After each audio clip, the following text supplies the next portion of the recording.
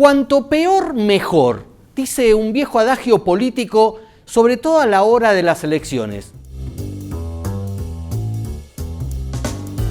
Bueno, la situación económica argentina, sobre todo vinculada a la corrida cambiaria, está poniendo sobre el tapete una vez más esa frase. ¿Por qué? Porque estamos entrando en una dinámica electoral. Hay elecciones presidenciales este año y entonces esta corrida cambiaria, esta sensación de desborde, que está obviamente atado a un tema crónico que viene en aumento, que es la inflación, y a otro tema crónico que pasa por la falta de dólares en la Argentina, algo que pareciera que no se va a resolver prontamente, ni la inflación ni la falta de dólares. Por lo cual vale la pena preguntarse qué sector político gana con este tipo de corridas, más allá de las acusaciones en forma obvia de relato que tiene cada gobierno de echarle la culpa a los opositores por estos problemas. En su momento lo hizo el macrismo en el gobierno, antes lo había hecho el kirchnerismo, ahora lo hace la gente de Alberto Fernández, que habla de que esta corrida está motorizada por la derecha, por los liberales, por economistas de Juntos por el Cambio. Incluso hay alguna denuncia judicial sobre 3 economistas que habitualmente son consultados por el establishment financiero internacional para decir, che, ¿qué pasa en la Argentina? Y entonces responden como los economistas del peronismo en su momento responden también sobre estas cuestiones y alertan sobre los apoyos financieros que necesita la Argentina para sobrellevar esta nueva crisis. Ahora bien, las encuestas cualitativas, la gente que se dedica a estudiar, más allá del numerito, más allá de quién gana, quién pierde, quién está primero, quién está segundo, quién va al balotaje, en los estudios cualitativos tienen medido con seriedad que frente a los vaivenes, frente a las tormentas económico-financieras y sociales, en general le adjudican una carga importante en favor de aquellos espacios políticos que piden el cambio o que de alguna manera simbolizan, llevan como bandera cambiar. No se sabe bien para cambiar hacia dónde necesariamente, pero de alguna manera las crisis llevan a que la opinión pública o gran parte de la sociedad haya un aumento de la demanda de cambio. Por lo cual, claramente, estos vaivenes, estas crisis, lo que hacen de alguna manera es facilitarle el trabajo preelectoral a las oposiciones. Y hablo de las oposiciones más allá de este momento de Juntos por el Cambio como oposición o de Javier Milei como oposición. Siempre vayamos a datos. En el final del periodo de Mauricio Macri, la verdad que los vaivenes financieros y económicos, también con la intervención del Fondo Monetario Internacional, dándole una gran mano a Mauricio Macri para que no se fuera todo al demonio, facilitó el regreso de algo que parecía impensado, que era el regreso del kirchnerismo a las primeras posiciones, y de hecho la fórmula Alberto Fernández y Cristina Fernández Kirchner ganaron una elección que hasta un año antes parecía una utopía. Bien,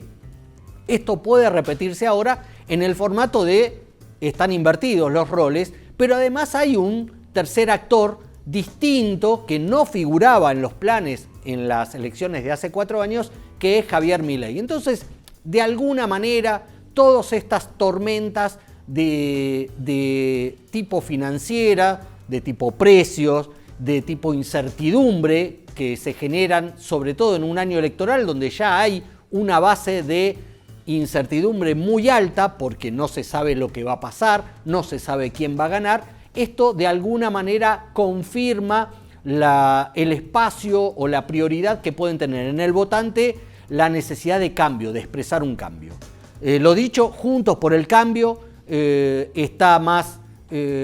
consolidada desde ese lugar y por eso de alguna manera lo favorecen, lo que no significa que alienten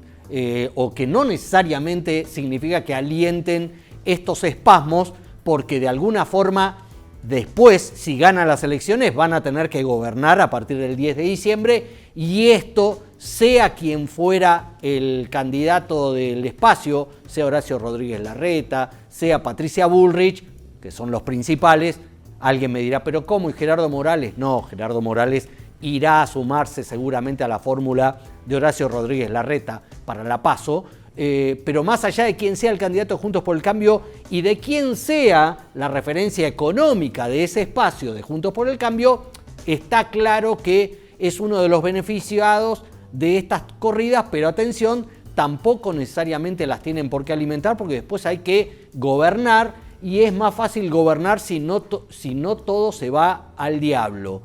Pero también hay que marcar que en medio de todas estas de toda esta crisis, de esta detonación financiera, gana Javier Milei. ¿Por qué? Porque es el candidato que de manera más disruptiva no solamente irrumpió en el escenario político, sino que sus banderas, sus primeras banderas, son claramente de ruptura económica, contra la casta, como él dice, pero donde también tiene su correlato en materia económica. De hecho, sus dos principales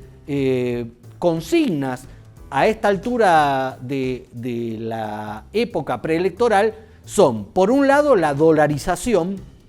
y por el otro, terminar con el Banco Central. Bueno, en estos días de corrida cambiaria, Milei se sube a esas dos grandes propuestas que en muchos casos son desestimadas por el propio establishment, por los propios bancos, por ejemplo, que es de donde están depositados gran parte de nuestros pesos y de todo el circulante que mueve la economía argentina está depositado en los bancos y los bancos advierten, ojo, porque esta dolarización, tal como dice Milei, no es posible si no hay un estallido. Si hay un estallido, todo es posible. Pero aún con estas alertas que Milei se encarga de negar o se encarga de desmentir, a qué valor tendría que estar el peso para poder dolarizar como Milei quiere, aún así el hombre el candidato libertario sigue flameando las banderas de la dolarización con el argumento de quién quiere los pesos, que es un poco lo que expresa la corrida cambiaria, la devaluación del peso, el desprendimiento de pesos por parte de los mercados, de los ahorristas, de los inversionistas, y entonces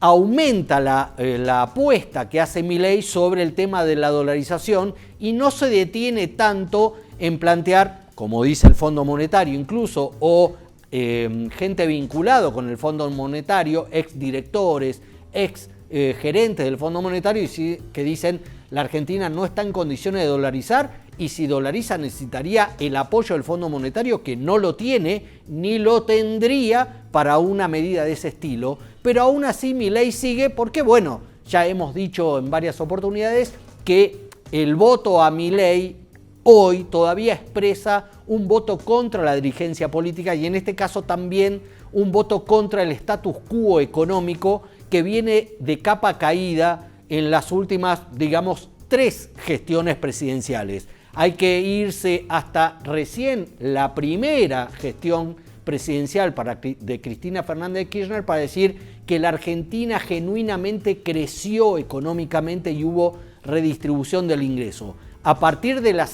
del segundo mandato, de la segunda gestión de Cristina Fernández de Kirchner, la única de Macri y esta gestión de Alberto Fernández,